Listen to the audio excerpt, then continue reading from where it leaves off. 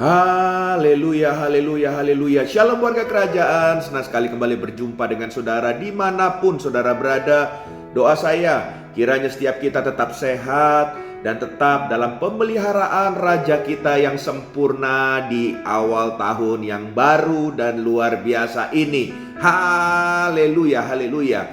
Bapak Ibu terkasih dalam Tuhan, saya ingin mengajak kita sama-sama belajar dan merenungkan kebenaran firman Tuhan yang saya ambil dari Mazmur pasal yang ke-23, dimulai dari ayat yang pertama sampai dengan yang ke-6.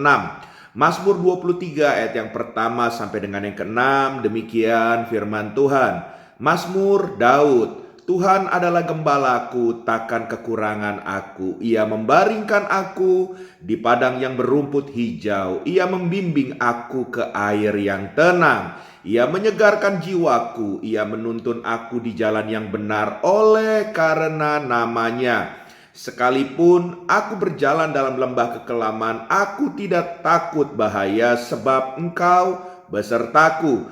Gadamu dan tongkatmu itulah yang menghibur aku. Engkau menyediakan hidangan bagiku di hadapan lawanku. Engkau mengurapi kepalaku dengan minyak, pialaku penuh melimpah. Kebajikan dan kemurahan belaka akan mengikuti aku seumur hidupku, dan aku akan diam dalam rumah Tuhan sepanjang masa. Haleluya, haleluya.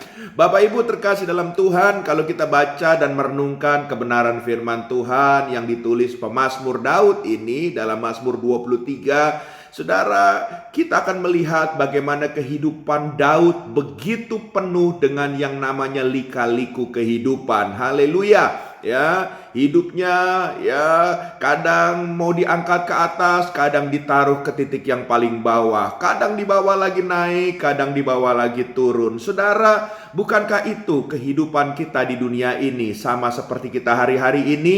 Yang mungkin beberapa saudara berkata hari-hari ini kita sedang mengalami begitu banyak proses dalam kehidupan ini. Satu hal kabar baiknya, kalau Daud pernah melewati itu dan bisa berkemenangan, saya mau katakan sama setiap kita di awal tahun ini, saudara juga harus optimis dan harus beriman kalau Tuhan sanggup menolong Daud dan mengangkat Daud. Tuhan juga yang sama yang kita sembah, sanggup menolong dan mengangkat saudara dan saya. Haleluya, haleluya. Oleh sebab itu saudara terkasih dalam Tuhan, pemazmur berkata dalam ayat yang keempat, dikatakan sekalipun aku berjalan dalam lembah kekelaman. Saudara, bicara soal lembah kekelaman itu titik terendah dalam hidup kita. Saudara, Daud pernah mengalami masa-masa seperti itu. Dan mungkin beberapa kita berkata hari ini pun kita sedang mengalami titik terendah dalam hidup kita. Tapi yang luar biasa, sekalipun Daud sedang ada dalam titik terendah dalam hidupnya, dia berani berkata begini,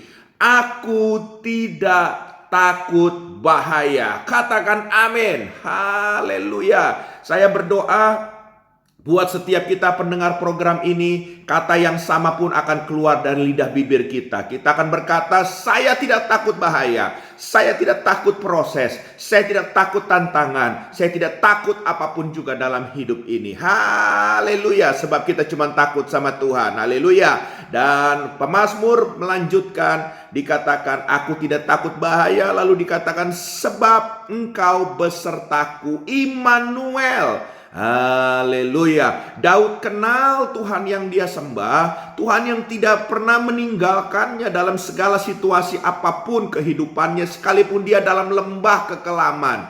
Haleluya. Sebab dia tahu bahwa Tuhannya menyertainya, dan dia tahu kalau Tuhannya menyertainya sekalipun dalam lembah kekelaman, saudara, Tuhan sanggup membalikan keadaannya. Jangan sampai saudara terkasih dalam Tuhan, kita sedang ada dalam posisi di puncak, tapi Tuhan tidak menyertai kita. Tidak ada gunanya juga saudara. Lebih baik kalaupun memang Tuhan mengizinkan kita ada dalam lembah kekelaman, tapi Tuhan menyertai kita, maka dia sanggup mengangkat saudara dan saya seperti yang diimani oleh Daud. Makanya dia berkata, gadamu dan tongkatmu itulah yang menghibur aku. Haleluya.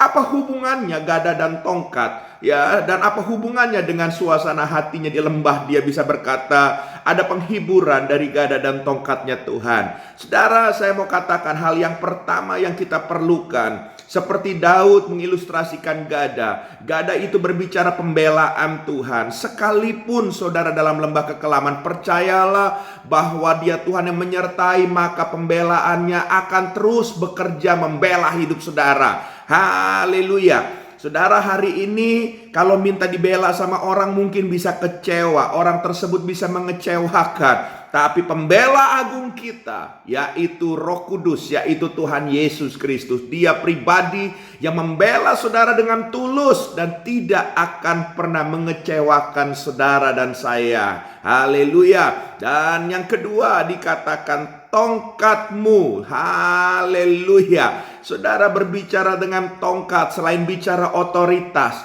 tongkat bagi seorang gembala itu juga biasanya untuk menggembalakan kawanan domba-dombanya. Kalau ada domba-dombanya yang nakal, domba-dombanya ingin menjauh dari gembalanya, maka tongkatnya yang zaman dulu itu bentuknya seperti ini, dia akan, saudara terkasih, taruh di leher dombanya supaya dikembalikan, supaya dekat sama gembalanya lagi. Saudara, hal yang sama Tuhan juga kepingin saudara dan saya selalu mendekat kepada Tuhan. Haleluya. Jadi kalau hari ini saudara sedang mengalami proses, sedang mengalami pergumulan di awal tahun ini, satu kabar baik, Dia gembala yang ingin merangkul hidup saudara. Tinggal saudara mau nggak datang kepada Tuhan lagi. Haleluya. Mendekatlah kepada Dia, sebab Dia sumber dari segala sesuatu. Dia bukan Tuhan yang jahat, Dia Bapa yang baik buat kita semua. Dia gembala yang baik buat kita semua. Kalau saudara berkata, kenapa Dia Tuhan, Bapa dan gembala yang baik tapi mengizinkan kita ada masalah? Sebab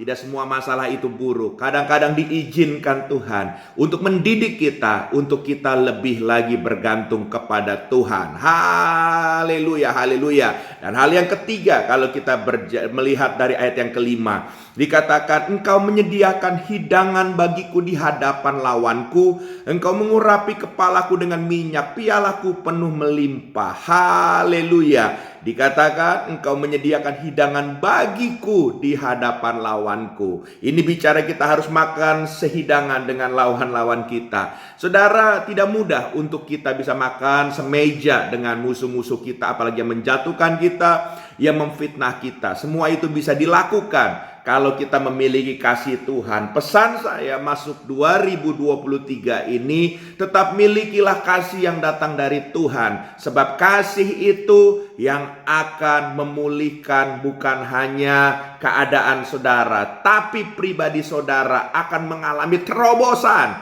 akan mengalami breakthrough. Haleluya. Pakailah kasih itu di dalam hati kita, dalam hidup kita. Berjalanlah dalam kasih, karena kasih itu adalah pribadi Yesus sendiri. Haleluya. Tuhan memberkati. Pegang 3 hal ini. Saya percaya ini menjadi tuntunan kita di awal tahun 2023. Dan kita akan mencapai kemenangan demi kemenangan. Tuhan akan membawa kita dari kemuliaan yang satu menuju kemuliaan yang lainnya.